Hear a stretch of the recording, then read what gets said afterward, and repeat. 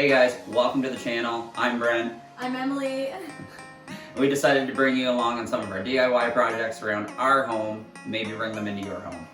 Yeah, we just wanted to find some cheap ways that we could maybe redecorate our home, little renovations here and there just to add character and, you know, have some fun. So today we're going to show you how to do a geometric wall. We're really excited how this turned out. Like, it looks amazing. We kind of pondered some ideas and thoughts, and like I was kind of thinking I'd go with wallpaper and maybe shiplap, and we saw this on Pinterest and I loved it. I just fell in love with the idea, and Brent's like, oh, this will be easy.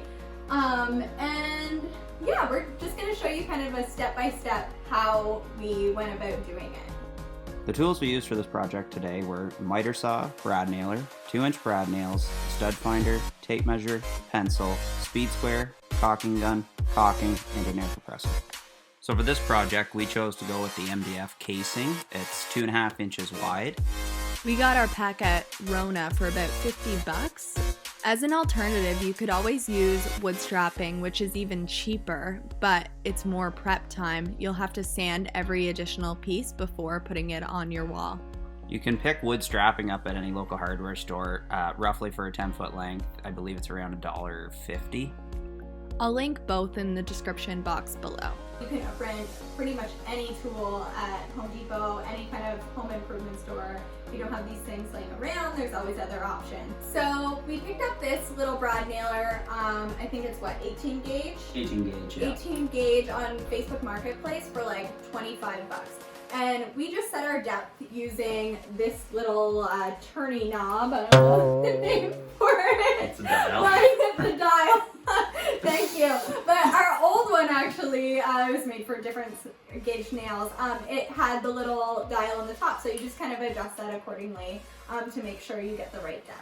Yeah, definitely practice on a scrap piece of wood before you go to the wall and do it, or else you'll find yourself trying to hammer in the nail deeper so you can actually fill the hole, sand it off, and then paint your piece of trim. We used DAP in our video. It's an acrylic latex caulking. It's not really an adhesive, because if you do use an adhesive on the wall and later down the road, or you want to change it up, when you pull those trim pieces off the wall, it's going to pull the drywall off with it a bit, and you'll be into some more repair time. So even though it's not an adhesive, it does help hold the piece on where there isn't a stud available. You'll see in the video that we had to trim around some receptacles, and we put this on the back of those pieces just to help them stay on the wall. We also use this in the corner joints, and Brent just went around with the caulking gun just a little bit. You don't need very much. And we took a wet piece of paper towel, wet our fingers, and slid it to give it a nice clean finish look when it's done. So that way when you paint it, it looks like it's part of the wall, and you won't see those shaded lines where the trim meets the wall. So we pre-cut all the boards before this video, and what we did when we put them on the wall, we tacked them on the top and the side where they met, because there are studs there for sure. And after went along with our stud finder in the wall and found the closest stud and nailed them in to secure them fully to the wall. And then we're just going to show you a few quick tips that'll just help you speed up the process when you're doing it. So I made my first cut for my trim piece for the wall. All I'm going to do to get a mark for my next cut down here is just bring it to the edge of my miter saw where I know I have a straight edge. Bring it flush to that edge, hook my tape on, go down here, make a mark with my pencil at the length I need, and that way I can make my second cut nice and easy. So this is the wall we chose to do our layout on. Here's the trim layout that we chose on Pinterest. So I'm just going to show you real quick how we laid these out to be equally spaced on the wall. Now my wife went ahead and used Illustrator. If you're not that talented like she is, that's okay. I'll show you an easier way to do it, but we wanted to get a visual of what it's actually going to look like. So we're 4 pieces high, starting in the bottom corner. You want to always start from a corner. So I just took a measurement from the ceiling to the top of the baseboard, laid my marks out on the wall of where each trim piece is going to start. Now, you just transfer those marks across the ceiling as well. It'll be the same measurement all the way across for all 4 pieces.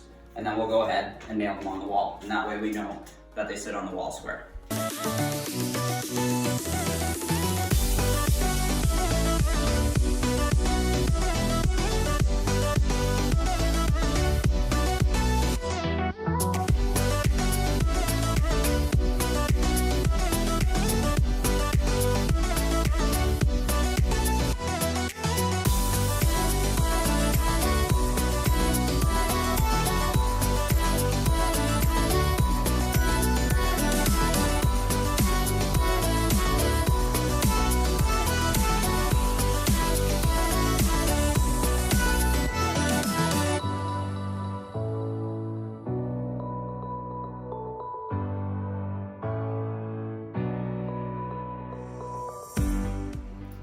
we were really excited with the way it turned out. It just looks so beautiful in that space.